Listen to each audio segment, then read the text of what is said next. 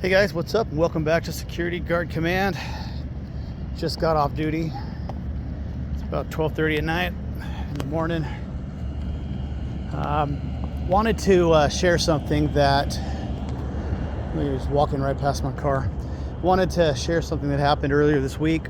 Can't get into a whole lot of detail, but suffice it to say that there was a shooting incident at my job site. And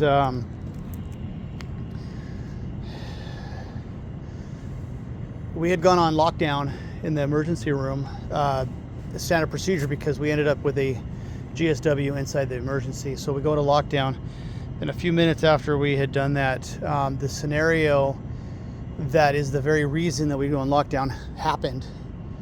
And so yeah, it was an interesting night. I'm gonna pause the video for a second. I'll come right back. All right, guys, I'm back. So we had a shooting at my job site, and it was like I was saying, the scenario that is the very reason we go on lockdown is because there's a possibility that the person responsible for the original shooting may come back to try to finish the job, and that's what happened. That's what happened this time, by the looks of it.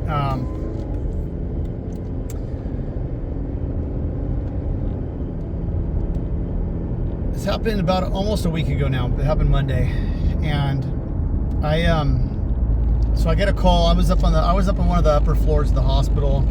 Get a call from the emergency room secretary letting me know that we have a GSW and that we're going on lockdown. So I rush down to emergency. First thing I do is I check in with the officer in the main lobby, in the emergency room lobby, and then I hear a commotion outside. I look out there and I see a group in an altercation. So I tell them, call PD right now. And then I go back to check on the victim, make sure there's no weapons inside. And by the way, guys, everything I'm saying is not, and it has nothing to, does not reflect my employer's opinions or anything. This is just kind of wanted to talk about, kind of set the stage for something I want to talk about. So no weapons. Then I find out that through a few things that there were some shots fired in the parking lot. So I checked the lobby through the window of one of the doors, and it's all clear. There's a man standing out there, bloodied up. So I go out there. I try to get him to sit down, whatever. Turns out that he actually got shot in the parking lot, and so we go on full lockdown, lock all the doors. It's, yeah, it was just kind of a wild night. But the one thing I want to talk about is my reaction, because this is the first time that this type of incident has happened to me in this type of capacity. I've faced an armed drop my phone. Just an armed intruder before. There we go. I faced an armed intruder before on duty, guarding a cannabis farm out in the middle of nowhere, and it turned out to be a couple different guys. I've shared this story on another video, but I was a little afraid. I felt some fear. There was definitely some adrenaline rush going on there, but in this case here, I had no emotion. I was just taking care of business. I didn't feel afraid. I didn't feel anything at all. There was some adrenaline, definitely was some adrenaline going on, but it was just taking care of business, just, going down the list of things, making sure everyone is safe, making sure the doors are locked, make sure everything is, all the bases are covered. And I reflected on it over the next couple days after the incident happened. And I just kept thinking, like, man, I didn't feel anything. Why didn't I feel anything? And it's just I think it comes with, experience and being comfortable in the job that you tend to just go into business mode and take care of business. And this happened to me when I used to be an EMT as well. When I would deal with a situation, I didn't feel anything. I just took care of business. And then afterwards was when I could kind of, decompress a little bit. But in this case here, I just haven't felt the need to decompress. I felt like it was just everything was just handled. Everything went smoothly, and I feel like it was just everything was just done the way it should have been done, the way it could have been done.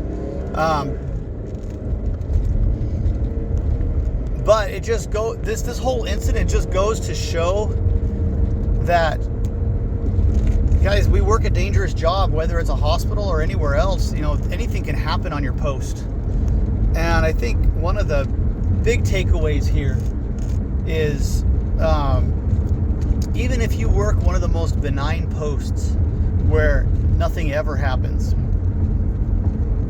always be prepared for something happening, and be prepared for the worst case scenario. Because we've talked about this before at the hospital, with fellow officers, and we were like, it's the chances and the probability of something like that happening are pretty slim, but hey, it happened, and it was that day that it happened. And if you work at one of those job posts that's just super slow and nothing happens, for every single day that goes by that you work, that is one day closer to the probability of something happening going up. You can compare it to the lottery and buying scratchers. Let's say that the chances of winning $100 on a scratcher is 1 in 1,000. So you would, in theory, have to buy at least 1,000 scratchers to win that $100. So if you buy $1 scratchers, you'd have to spend $1,000 to win $100. Okay. So you buy one scratcher, now you're 999 chances away. You buy another one, now you're 998. Same thing applies to you doing security. It could be 1,000 days of working, and one of those days in that 1,000, something could happen. And every day that goes by that nothing happens, that's one day closer to something happening. So guys, don't think that don't become complacent and too comfortable thinking that nothing's ever going to happen and that you're safe. Always be ready, always be prepared. Practice your situational awareness daily. Always check out that bump in the night, that noise, that suspicious whatever. Always check it out, and if it turns out to be nothing, then what you did was your subconscious learned that sound was nothing, and your subconscious is gonna get better and better at recognizing when something is happening. And so always pay attention, keep your head on a swivel, practice your situational awareness, and stay safe. Be prepared. Figure out and think about what it is you're going to do. Just run through hypotheticals, while you're working. What are you going to do? Come up with a plan.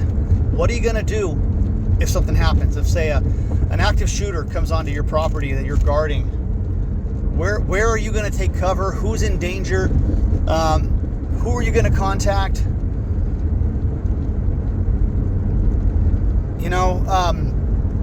Same thing with fire. Let's say there's a fire on the property. What are you going to do? Who are you going to contact? What are your safety procedures? Let's say somebody comes on the property with a knife. What are you going to do? Where are you going to go? Where are you going to hide? Who's in danger? Who do you need to call? Have all of that stuff thought out beforehand. And if you can, write it in a journal. Write it out in a journal with detail what you're going to do, almost like you're writing a report for the actual incident. And think it through, revisit it, every so often. Maybe you'll come up with a different procedure after you've thought about it, after you've kind of sat on it for a while. But have a plan, guys. Prepare. Because we do get training for this type of stuff. We do computer-based trainings where we watch videos and we take quizzes and tests. So there was a bit of preparation. You know, we do the run, hide, fight training drills. So that definitely applied to this. And my officers, you know, my officers, man, did a bang up job. My officer that was stationed at the ED lobby, he did exactly what he was supposed to do. He opened the door and ushered people into the back into safety, away from the shooting. He did an absolutely great job. I am proud of him for that. Had another officer. He was stationed, you know, very close to where the shooting happened because we were following protocol, and you know, he was, you know, within 10 feet of where the whole incident happened, and I am just so grateful that he is safe. But man, he had one heck of a perspective on this whole thing, and I am just so grateful that he survived this and is safe. But be prepared, because if you are not prepared, then it's just going to be, there's pandemonium and chaos in your mind. You're going to panic. You're going to make mistakes, and you know what? You could get hurt if you haven't worked through the issues and figured out your plan. You know, I think at this point, guys, I'm just starting to ramble a little bit, but I wanted to share that. You know, guys, if you guys go through a situation like this, also talk it out with somebody. You know, share with somebody, work through everything that happened, talk to other officers that are on post, you know, and you know, because there is definitely a psychological issue to this. I mean, it was quite an incident, and for some, I mean, I could even say it could be quite traumatic. So, guys, make sure that you talk it out, you know, afterwards as well. Was there anything that you could have done differently or done better? You know, that sort of stuff. You just work through it, because you don't want to leave that stuff hanging and you know, and develop, you know, a form of PTSD because you didn't work through the issues and get them out. So, all right, guys. Well, I'm going to leave it at that. I hope you guys have a great night. Stay safe. Practice your situational awareness and be prepared for as many scenarios as possible. You know, once again, my officers did a phenomenal job. Everybody really came together and we worked this out, and you know, we minimized the danger and the risk, which, you know, which is what our goal is in our job. So good job, guys. And anyway, have a good night, guys. I'll catch you later.